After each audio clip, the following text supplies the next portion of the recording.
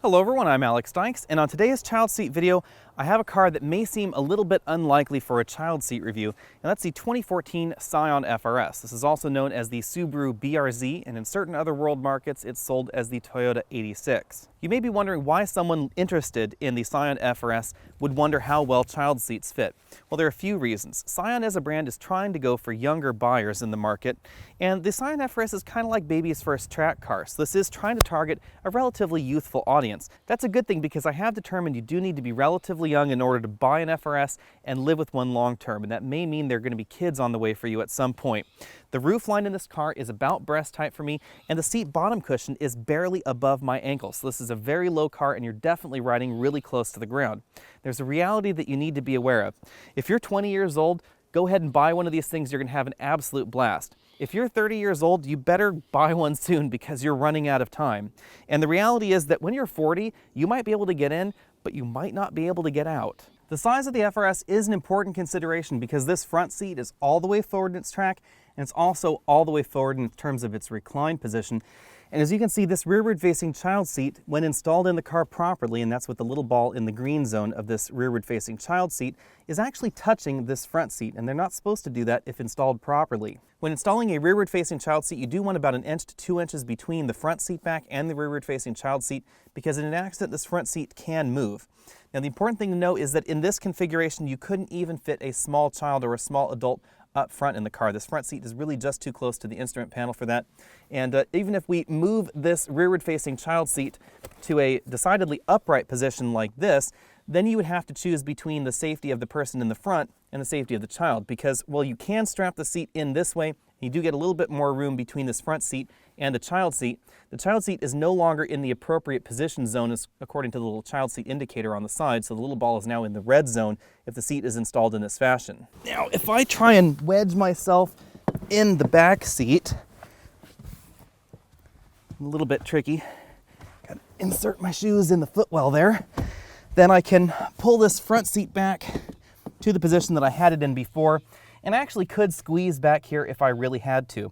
So it is possible really to put one child seat or two child seats at the back and have real adults up front, as long as the child is in a forward-facing child seat like this right here. Now, if I move this seat back to the way it was before, you can see right here that there is still a little bit of room between this child seat and the front seat, although the child is going to be kicking this front seat back an awful lot. In car speak, the FR-S is a 2+2 coupe. It reminds me a great deal of something like a Jaguar XK. What that really means is we have a big 2, and that's for the 2 seats up front, and then we have a tiny little 2 after that for the 2 seats in the back, because these are much smaller. They're relatively narrow, so you do definitely fit inside the bucket seat, and the seat bottom cushion is close to the floor, but the seating position requires having your knees quite far up in the air. My knees are digging into this front seat back, and I really would probably lose a shoe if I tried to get my foot out of the footwell. Now, even though this is a tiny rear seat, you're going to get more rear seat legroom, obviously, than you would in a true 2-seat convertible or a 2-seat coupe. Something like a Mazda MX-5 is going to have, no room in the back. So this is a definite improvement over something like that. And you can actually fit a child seat in the back, which is important. When it comes to headroom, I have a little bit more headroom than I thought I would back here. My head is touching the glass, but I don't have to really cock my head to one side as I did in something like even a Mercedes CLA 250, which is a 4-door car, but it has a little bit less headroom back here than this. More of a surprise is that the top tether anchor in the FR-S is actually well positioned in this car, so you actually can connect it and really latch down this child seat properly. So there's not a whole lot of play going on when you have this child seat properly installed. We of course also have outboard latch anchors as are required by federal law, and they're very easy to use. They're very easy to find in the seat, relatively easy to get the child seat latched in and cinched into place. Now, getting the child in and out of the child seat, that's a different problem. When it comes to cargo holding, it's important to know that the FR-S is not a hatchback. It actually is a regular coupe with a trunk. And we do have a relatively decently sized trunk, all things considered, even though we do have those 2 seats in the back, which obviously do eat up a little bit of cargo room. I have a roller bag there. That's the largest roller bag you can carry on a domestic flight. This one is a little bit bigger than you can normally carry on a domestic flight. And you can't fit much more than about 2 or 3 of them in this trunk. It is relatively small. Let's see how well a child seat fits in here.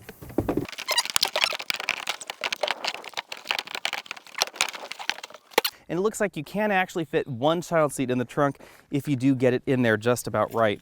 Now, we don't have an external trunk release button, so we do have to use the remote or the key right there on the trunk lid. With the child seat in this position, you can fit some small hand luggage around it, but other than that, the cargo area is relatively limited, as you'd expect in a two-door coupe. Thanks for taking the time to watch this video. Again, I'm Alex Dykes, and this has been the 2014 Scion FR-S. Go ahead and click that subscribe banner at the bottom of your screen so you can be updated on all of our latest videos, including the full video on this 2014 Scion FR-S coming up soon. And that's Beatrice, the cat, just hanging out there on top of the car. Beatrice, tell them to click the subscribe button at the bottom of the screen. No, she doesn't want to do that. Anyway, click that subscribe button, and I'll see you next week.